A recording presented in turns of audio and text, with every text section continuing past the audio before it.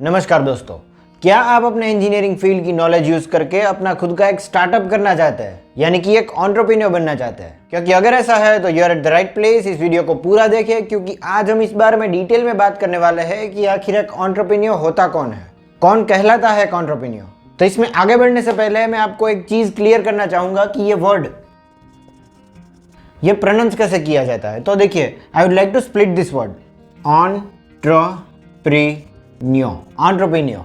This is the correct pronunciation of this word. तो क्योंकि आज हम इसी के बारे में डिटेल में बात करने वाले हैं तो ये प्रोनाउंसिएशन जानना आपके लिए बेहद जरूरी था। अब हम बात करेंगे कौन कहलाता है एंटरप्रेन्योर, कौन होता है एंटरप्रेन्योर। तो दोस्तों, अगर हम ये एंटरप्रेन्योर के बारे में बात करें तो ये एक ऐसा आदमी, ऐसा पर्सन है जो अपना खुद का एक बिजनेस डिजाइन करता है, लॉन्च करता है, रन करता है। But the type of business which is initially small.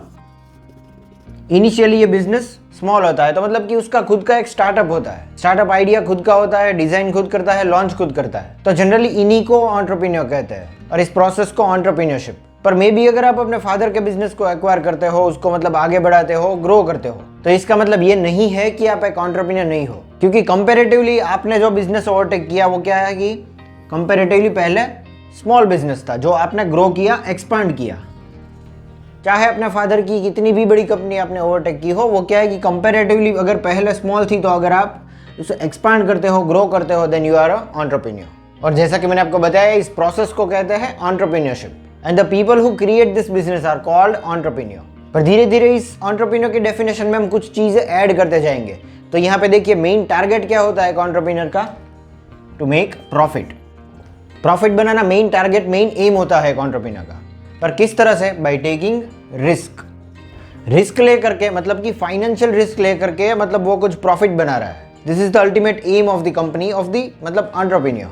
And yes, one more thing, यहाँ पे हमने फाइनेंशियल रिस्क के बारे में बात की, but this is not the only thing. यहाँ पे हम हमारा टाइम भी इन्वेस्ट कर रहे हैं। तो मे बी अगर आपका बिजनेस जो है वो सक्सेस नहीं जाता, आपका मतलब ये स्टार्टअप आइडिया जो है मतलब इतना वर्कआउट नहीं करता, तो आपका टाइम भी वेस्ट जा सकता है। But as per the experts, कोई भी चीज वेस्ट नहीं जाती। You gain the experience from failure. जी हाँ दोस्तों, अगर आपका स्टार्टअप आइडिया जो है वो मतलब फेल जाता है तो फाइनेंशियल रिस्क एक तरफ है, टाइम इन्वेस्टमेंट एक तरफ है, पर you learn from the failure. दूसरे तरीके से अगर हम बात करें तो एक एंटरप्रेन्योर ऐसा पर्सन है जो कि वो अपॉर्चुनिटी को मिस नहीं करता जिसमें मतलब इन्वेंशन को हम प्रोडक्ट में कन्वर्ट कर सकते हैं या फिर सर्विस में कन्वर्ट कर सकते हैं। और दूसरे तरीके से अगर हम बात करें तो एक एंटरप्रेन्योर ऐसा पर्सन है जो new inventions and new technologies को प्रोडक्ट और सर्विस में कन्वर्ट करने की अपॉर्चुनिटी को मतलब मिस नहीं होने देता। ही ग्रैब्स दैट अपॉर्चुनिटी। वो उस अपॉर्चुनिटी को ग्रैब कर लेता है जहां पे वो नई टेक्नोलॉजी, नया इन्वेंशन हुआ है मार्केट में, तो उसको मतलब या तो एक नया प्रोडक्ट या फिर नई सर्विस में कन्वर्ट कर देता है। ही कंटिन्यूअसली कीप्स हिमसेल्फ अपडेटेड।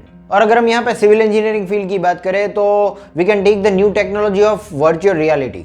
अगर आप एक बिल्डर है तो ये मार्केट में जो नया इनोवेशन आया है वर्चुअल रियलिटी, तो इसका मतलब बेनिफिट उठा सकते हैं। क्लाइंट को दिखाने के लिए आपको मतलब सैंपल हाउस बनाना भी नहीं पड़ेगा। वो वर्चुअल रियलिटी वाला मतलब मशीन लगा करके कस्टमर, क्लाइंट जो है आपका, मतलब वो पूरा सैंपल हाउस जो है मतलब आपने डिजाइन किया है, इंटीरियर किया है, वो देख सकता है वर्चुअली।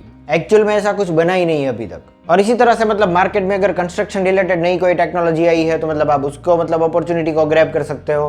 कंस्ट्रक्शन मटेरियल अगर कोई नया आया है तो you can even take advantage of that. आप अपना खुद का एक कोई नया मटेरियल डिजाइन करके बेच सकते हो। May be different type of brick. In future हो सकता है कि सीमेंट कंक्रीट को आप रिप्लेस कर दे by new technologies, new innovation. Precast panels available है मार्केट में, यानी कि आपको मतलब ये ब्रिक से वॉल बनाने की झंझट ही नहीं है। 2 या 3 महीने के अंदर आप पूरा घर बना करके कंप्लीट कर सकते हो। स्टील स्ट्रक्चर, कंपोजिट स्ट्रक्चर, जो अगर मतलब आप कुछ समय बाद एक मतलब वो घर जो है मतलब डिसमेंटल कर सकते हो, आपका स्ट्रक्चर फिर से मतलब नट बोल्ट से खोल सकते हो, दूसरी जगह पे ट्रांसपोर्ट कर सकते हो। फिर ये केमिकल फील्ड में नए इन्वेंशंस, नई टेक्नोलॉजी से मतलब ये वाटर प्रूफिंग फील्ड में भी बहुत अपडेशन हुआ है। 15-15 साल तक ये वारंटी देते हैं आपके स्ट्रक्चर के वाटर प्रूफिंग पे। पेंट इंडस्ट्री में मतलब you just need to convert innovation into a product और अ सर्विस, ऑफ कोर्स। पर ये सभी चीजें करने के लिए एक एंटरप्रेन्योर जो है वो मतलब फाइनेंशियल और अपना टाइम जो है वो इन्वेस्ट करता है, फाइनेंशियल रिस्क भी लेता है, तब भी वो एक एंटरप्रेन्योर कहलाता है। तो दोस्तों, आज के लिए सिर्फ इतना ही। अगर आप ये मतलब civil engineering business idea, civil engineering construction related मतलब अगर आप बिजनेस करना चाहते हो, नया स्टार्टअप करना चाहते हो, तो इसके लिए मैंने अलग से एक entrepreneurship in civil engineering and construction का पूरा एक्सक्लूसिव कोर्स बनाया है, जिसकी लिंक मैंने नीचे डिस्क्रिप्शन बॉक्स में डाल दी है। इसके लिए आपको क्या है कि एक अलग से एक एप्लीकेशन डाउनलोड करना पड़ेगा ऐप स्टोर पे। और हाँ, इसके लिए मेरे पास एक वेलकम इस वीडियो से अगर आप इस कोर्स को परचेज करते हो, जो कि मतलब वैल्यू फॉर मनी है, बहुत ही चीप प्राइस में फिलहाल अवेलेबल है, डिस्काउंट है 25% इसमें, तो ये कूपन कोड वहां पे एप्लीकेबल रहेगा। उम्मीद करता हूँ आपको मेरा ये वीडियो इन्फॉर्मेटिव लगा, और अगर ऐसा है तो इसे लाइक कर दीजिए और मेरी चैनल सिविल इंजीनियरिंग फोरम को सब्सक्राइब जरूर करें। Thank you for watching.